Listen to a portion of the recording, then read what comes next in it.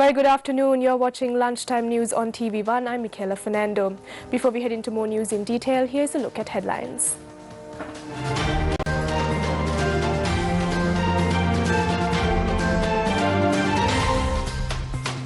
Three people killed and 2 injured in an accident in Habarana.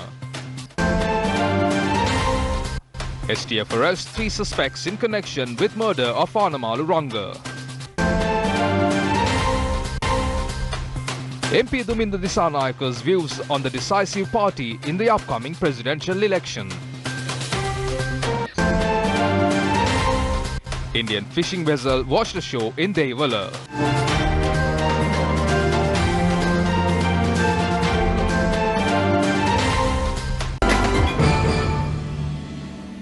In your top story, 3 people were killed in an accident that took place in the Migasweva area along the Habarana-Dambulla main road. The Habarana police said a lorry carrying sand which was travelling from Polonnaruwa to Colombo collided with a car travelling from Kurunegala to Kanduruvela.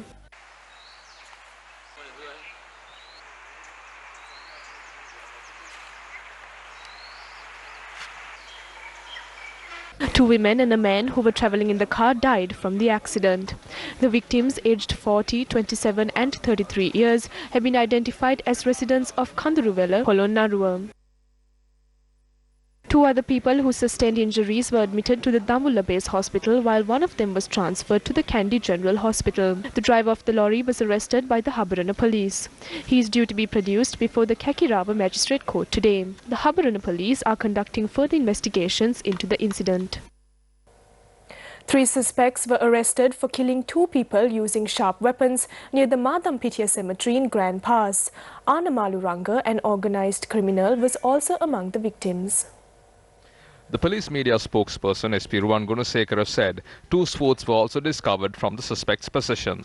Police discovered the 3-wheeler which the suspects used during the killing at the Madampitia cemetery yesterday, and the owner of the 3-wheeler was identified as the wife of Kudu Roshan, who is currently in remand custody. Accordingly, the police special task force conducted an inspection at a house in Mattakulya and arrested 2 people who behaved in a suspicious manner. The police media spokesperson further noted the arrested suspects include the brother of Kudu Roshan. The suspects who came in 2 3-wheelers killed 2 people using sharp weapons yesterday evening, including Anamalu Ranga, an organized criminal who was travelling in a car. Another Dhamma school building constructed under the Sasunata Aruna program was vested with the public today under the auspices of the Deputy Leader of the UNP, Minister Sajith Premadasa. This Dhamma school building has been constructed for the students of Pallevala Purana Viharasthanaya in Hambantota. This building was constructed at a cost of 2.5 million rupees. Minister Sajith Premadasa expressed the following views during the event. When we consider everyone from both ends, those from the other side call themselves pure Buddhists. Some speak highly about being a Buddhist. However, their speech never reflects their service to Buddhism.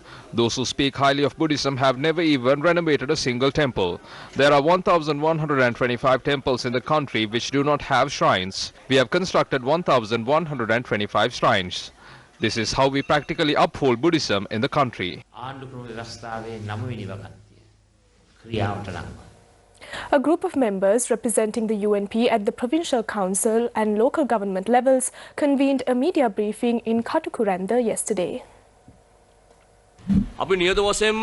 Certainly we will have to continue with the government that we established. To do so, we should win the presidential elections this time.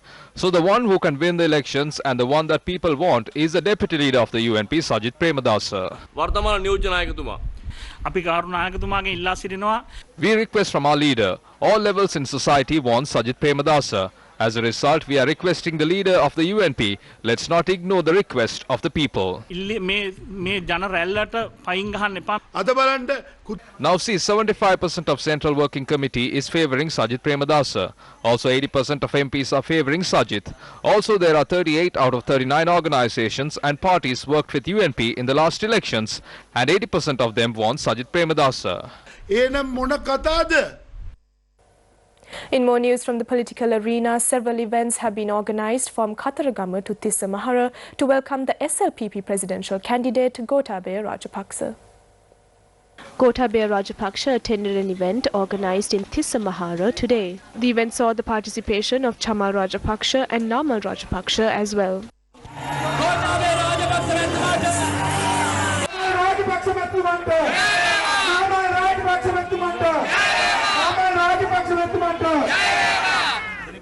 Following an event held in Thambutegama, national organizer of the SLFP, MP Duminda Disanayaka expressed the following views. Can anyone succeed in the presidential election without the SLFP? How can anyone win without our 1.5 million voter base? At present, the SLFP is the crucial factor. It won't be long until those who left our party returns. When the Podujana Peramana announced its presidential candidate, they thought everyone would join them. One fact the president clearly states is there is no reason to follow any particular leader. We as a party will discuss this matter and make the right decision. After making this decision, we will inform the public. An event was held to commemorate the 40th death anniversary of N.M. Pereira in Ruanvalla yesterday. The following are views expressed by several attendees. We are going to form a government with Gotabaya Rajapaksa. Gotabaya Rajapaksa will serve as president and Mahinda Rajapaksa serve as the prime minister. The SLPP will operate under the leadership of Mahinda Rajapaksa. We will also establish a new government under his leadership. He met with Varadaraja Perumal. He pledged to strengthen the current powers of the provincial councils.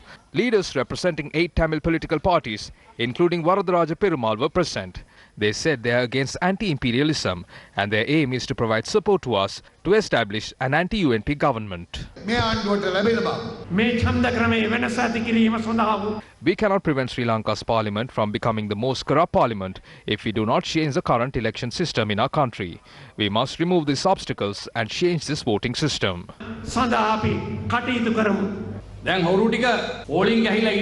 Now the thieves of 2 political parties have lined up. They have already established deals for ministerial positions. Politics in our country has never been this slow. Political campaigns in our country are operated with funds sponsored by such thieves. How can we create a bright future to the people of the country in this regard? If we need to establish a corruption-free leadership, I am requesting all contestants to declare their assets prior to being nominated. These should not be kept in the Elections Commission's office. These must be given to the people.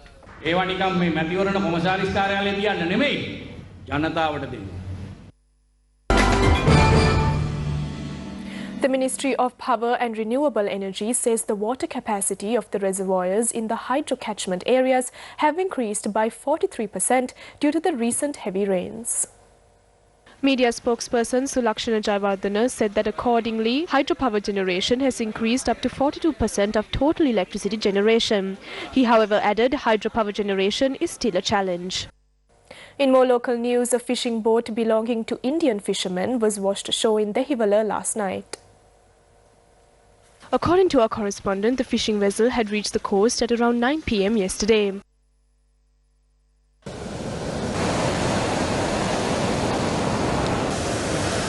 After inspecting the vessel, the Dehiwala police and Coast Guard officers found multiple fishing equipment.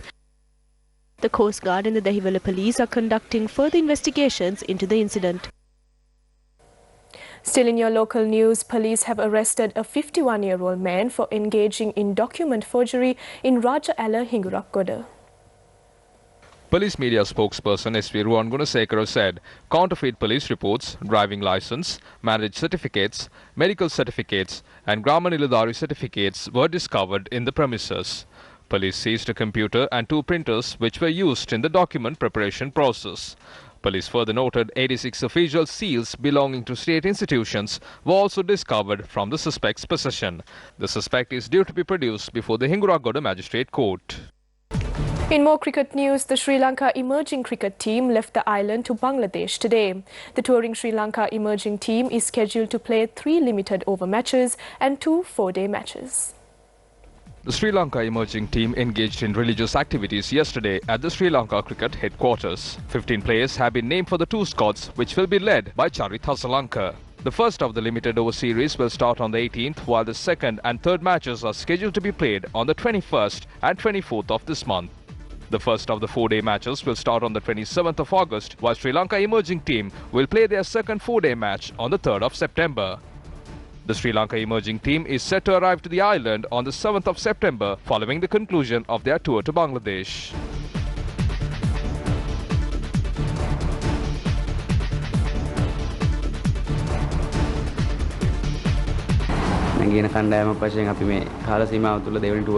As the emerging team, this will be our second tour. We played well in the South Africa tour. That is our biggest advantage. Bangladesh is a strong team in their home soil. We know it because we have played against them earlier. I have a good team and as a captain, I am happy. I told the same prior to the previous series and we showed it by winning that series. We are expecting to play well in this series and get a few players from my side to represent the national side. Expecting something special to do for the country. And that is a wrap of Lunchtime News. For all these stories and more, log on to our website www.newsfirst.lk. Have a good day.